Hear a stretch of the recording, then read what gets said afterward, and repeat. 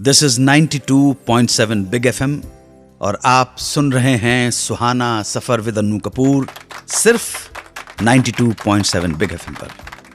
आज जिन कहानियों के साथ आपके सफर को सुहाना बनाने की कोशिश करूंगा, उनमें से पहली कहानी होगी कैफी आजमी की।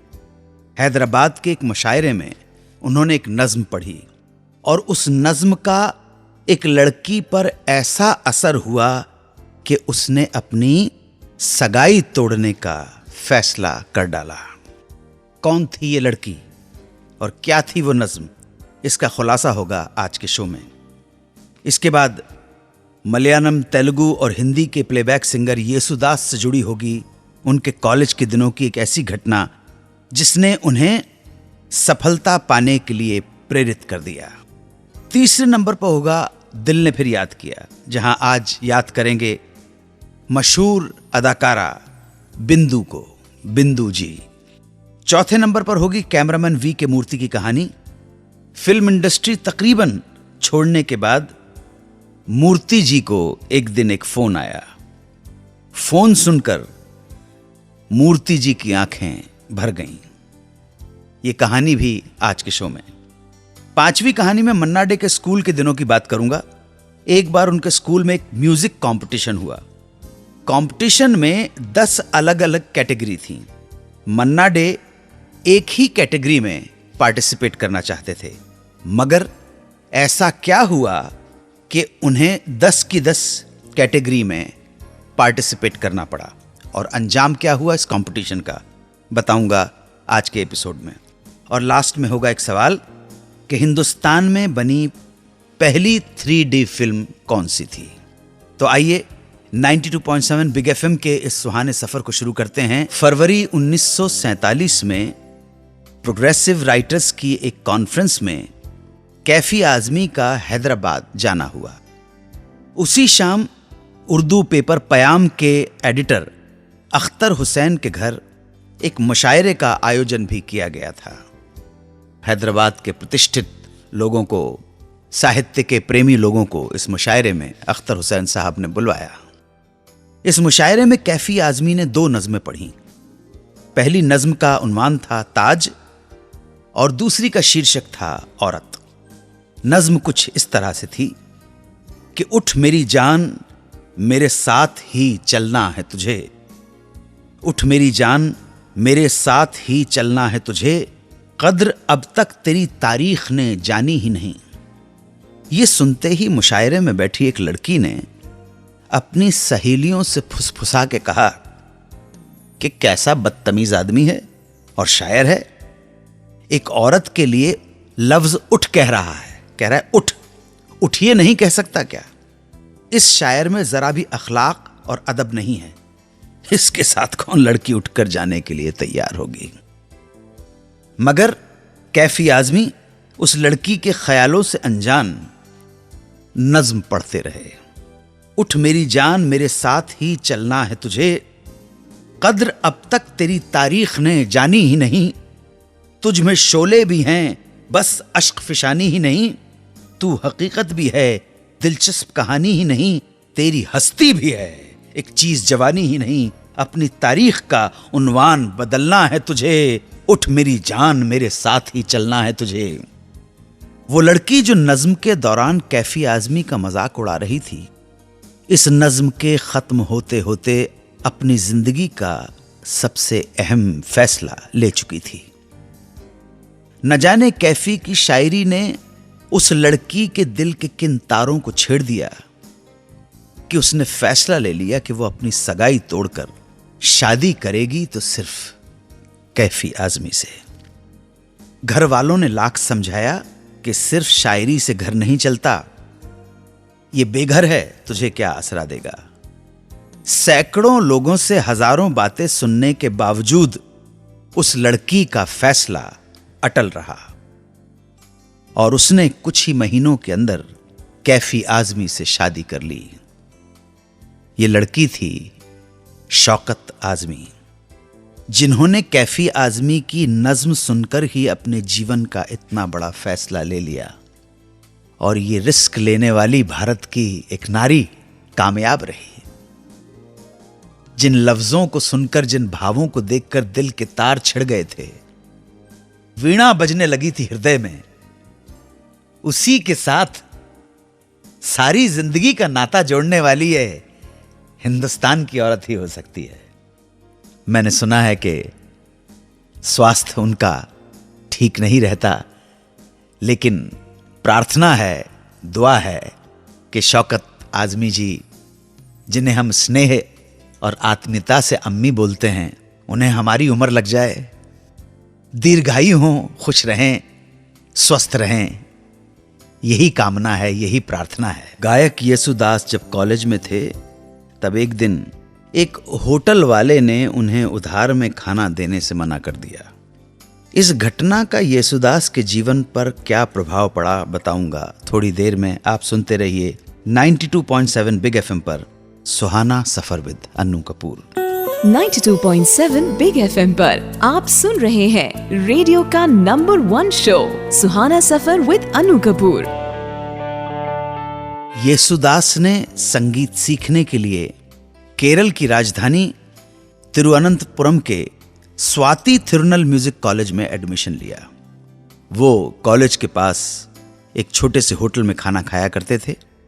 यहां उन्हें मंथली बेसिस पर पेमेंट देना होता था। कई बार ऐसा भी होता था कि येसुदास के पास पैसे नहीं होते थे, फिर भी होटल मालिक एडजस्ट कर लिया करता था। लेकिन एक बार ऐसा हुआ कि येसुदास कॉलेज के बाद दोपहर में होटल पहुंचे, मगर होटल मालिक ने उन्हें खाना खिलाने से मना कर दिया और यह भी कहा कि पिछला बकाया 35 रुपए चुकाओ, तब खाना मिलेगा। उस दिन येसुदास को खाना नहीं मिला।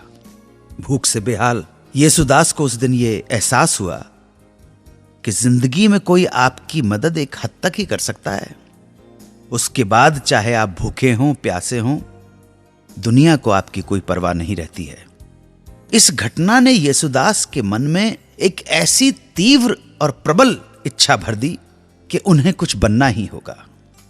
और उस दिन के बाद येसुदास ने फैसला किया कि वो अब किसी के उधार, किसी के एहसान के भरोसे नहीं जिएंगे, अपने बल पर करेंगे जो कुछ करना है।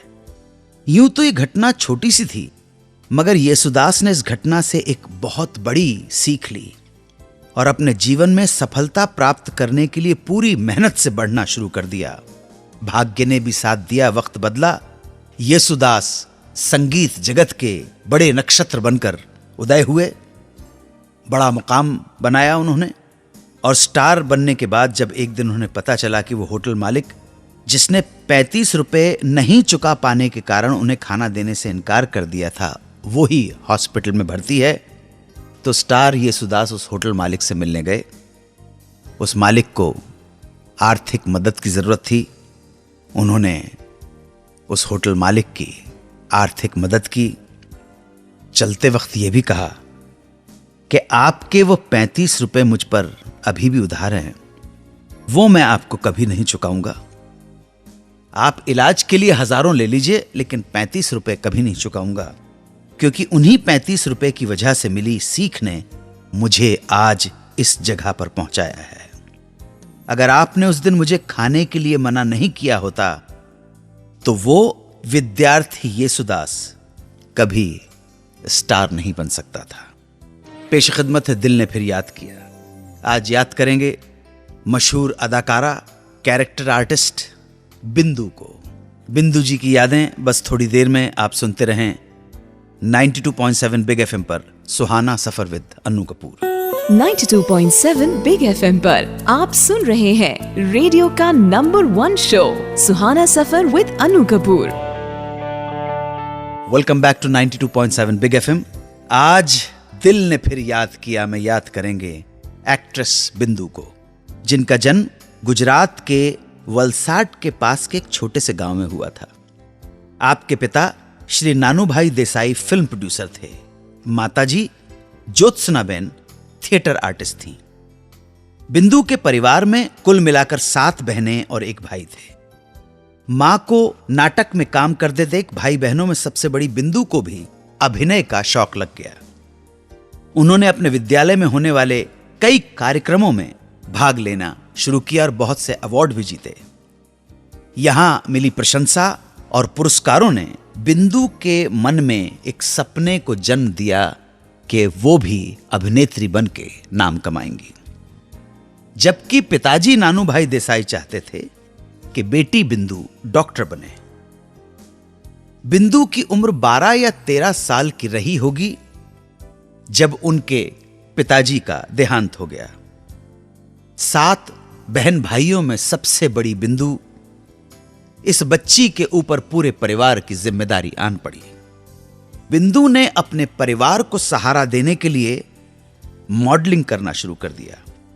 कुछ डॉक्यूमेंट्रीज में काम करने के बाद 1962 में उन्हें मोहन कुमार की फिल्म अनपढ़ में ब्रेक मिला। इस फिल्म में उन्होंने माला सिन्हा की बेटी का रोल किया था। मगर इस फिल्म में काम करने के बाद बिंदु एक बार फिर पढ़ाई और स्कूल की तरफ लौट आईं। इसी बीच उनकी मुलाकात पड़ोसी चंपकलाल जवेरी से हुई। चंपक भाई बिंदु को पसंद करने लगे, उनसे विवाह करना चाहते थे। बिंदु भी उन्हें चाहने लगी, मगर बिंदु का परिवार इस रिश्ते के खिलाफ था। बिंदु भी अपने परिवार को अकेला नहीं छोड़ना चाहती थी। ऐसे में चंपकलाल जवेरी ने उनसे प्रॉमिस किया कि उन्हें अपने परिवार को नहीं छोड़ना पड़ेगा। तब जाकर बिंदु ने केवल 16 साल की कच्ची उम्र में चंपकलाल जवेरी से शादी कर ली। शादी के बाद उनका करियर फिर से शुरू हो गया। उनके जीजा थे महान संगीतकार लक्ष्मीकांत कुदालकर। एक बार लक्ष्मीकांत जी के घर ही उनकी मुलाकात डायरेक्टर राज खोसला से हुई। उन दिनों वो बना रहे थे 2 रास्ते। राज खोसला ने बिंदु को फिल्म में एक रोल ऑफर कर दिया। यह रोल खलनायिका का था। 1969 की यह फिल्म बिंदु के करियर का पहला टर्निंग पॉइंट साबित हुई। इसके बाद उन्होंने आया सावन झूमके और इत्तेफाक जैसी फिल्मों में काम किया। 1970 की एक चर्चित फिल्म कटी पतंग उन्हें इस शर्त पर मिली थी कि उन्हें डांस करना पड़ेगा। फिल्म में उनका डांस नंबर मेरा नाम है शबनम प्यार से लोग मुझे शब्बो कहते हैं आज भी लोगों को याद है। इस फिल्म के बाद तो बिंदु के पास काम की कोई कमी नहीं रही। 70 के दशक में उन्होंने अमर प्रेम, गरम मसाला, मेरे जीवन साथी, राजा जानी, अभिमान, जंजीर, हवस इत्यादि फिल्मों में यादगार रोल्स किए। 80 और 90 के दशक में उन्होंने कुछ बेहतरीन फिल्मों में काम किया। ये फिल्में थीं हीरो, बीवी हो तो ऐसी, किशन कन्हैया, शोला और शबनम, हम आपके हैं कौन, मैं हूं ना और ओम शांति ओम में भी दर्शकों ने उन्हें बहुत सराहा। 40 सालों से भी अधिक समय और 150 से भी अधिक फिल्में करने के बाद अब वो अपना अधिकतर समय अपने पति और अपनी बहनों के साथ गुजारती हैं। वीके मूर्ति को एक फोन आया। फोन किसी सरकारी अफसर का था। ये फोन सुनकर क्यों भर आई उनकी आंखें, बताऊंगा बस थोड़ी ही देर में। आप सुनते रहिए 92.7 बिग एफएम पर सुहाना सफर with Annu Kapoor. 92.7 big FM पर आप सुन रहे हैं रेडियो का number 1 show Suhana suffer with Annu Kapoor. V K Murthy साहब को एक फोन आया, उठाया उन्होंने। दूसरी तरफ से आवाज आई कि मैं भारत सरकार के सूचना और प्रसारण मंत्रालय से बोल रहा हूं और वीके मूर्ति साहब से बात करनी है। उस बात को सुनकर वीके मूर्ति को लगा कि सामने वाले ने गलती से उनके घर फोन लगा दिया है। वो जरूर तेलुगु के निर्देशक आर नारायण मूर्ति से बात करना चाह रहे होंगे। वीके मूर्ति को लगा कि इस उम्र में जब हम रिटायर हो चुके हैं तो कौन याद करेगा। वीके मूर्ति ने समझाने की कोशिश की कि शायद आप नाम में कंफ्यूज हो रहे हैं, आपको आर नारायण मूर्ति से बात करनी होगी। तो फोन पर जवाब मिला, जी नहीं, हम प्रसिद्ध फोटोग्राफर वीके मूर्ति से ही बात करना चाहते हैं जिन्होंने प्यासा और कागज के फूल जैसी फिल्मों का छायांकन किया है। वीके मूर्ति अचंभित हो गए, कहा वो तो मैं ही हूं। उसके बाद कहा गया फोन पर कि मैं सूचना और प्रसारण मंत्रालय से बोल रहा हूं और मैं आपको सूचना देना चाहता हूं कि आपका चयन सर्वोच्च पुरस्कार दादा साहेब फाल्के अवार्ड के लिए किया गया है और आपको 19 मार्च 2010 को दिल्ली पहुंचना है, जहां आप भारत की राष्ट्राध्यक्ष श्रीमती प्रतिभाताई पाटिल से ये सर्वोच्च कला का पुरस्कार ग्रहण करेंगे। वी.के. मूर्ति की आंखें नम हो गईं, क्योंकि 2001 में ही उन्होंने फिल्मों से संन्यास ले लिया था और बेंगलोर में अकेले जिंदगी गुजार रहे थे। फिल्म इंडस्ट्री से कोई उनकी खैर खबर लेने वाला नहीं था। लगता था कि लोग भूल गए हैं। ऐसे में जब भारत सरकार ने उनके योगदान के लिए उन्हें याद किया तो ये क्षण बहुत भावुक थे, हृदय स्पर्शी क्षण थे। इसके अलावा दूसरी जो अहम चीज थी वो ये थी कि अब तक ये पुरस्कार सिर्फ निर्देशकों, संगीतकारों और कलाकारों को ही मिला करता था। यह पहली बार था जब किसी तकनीशियन को यह पुरस्कार प्राप्त हुआ था। बहुत बड़ी उपलब्धि है। इसी उपलब्धि ने वी.के. मूर्ति को भावुक कर दिया था और भावुक होना बिल्कुल वाजिब था। प्रणाम करते हैं हम वी.के. मूर्ति जी को। मन्ना डे जब स्कूल में पढ़ा करते थे तब वहां एक म्यूजिक कंपटीशन हुआ। संगीत प्रतियोगिता में संगीत की 10 कैटेगरीज थी। उनके चाचा केसी डे ने उनका नाम 10 की 10 कैटेगरी में दे दिया। फिर क्या हुआ मन्ना डे का बताऊंगा थोड़ी ही देर में। आप सुनते रहें 92.7 बिग एफएम पर सुहाना सफर with Annu Kapoor. 92.7 big FM पर आप सुन रहे हैं रेडियो का number 1 show Suhana suffer with Annu Kapoor. Manna Dey बचपन से ही अपने चाचा केसी डे से संगीत सीख रहे थे। चाचा उन्हें गाना तो सिखा रहे थे, मगर साथ ही ये भी कहा करते थे कि पढ़ाई में ध्यान दो। मन्ना डे भी चाचा की बात मानकर पूरी तरह से पढ़ाई में ही ध्यान देते थे, रम गए थे।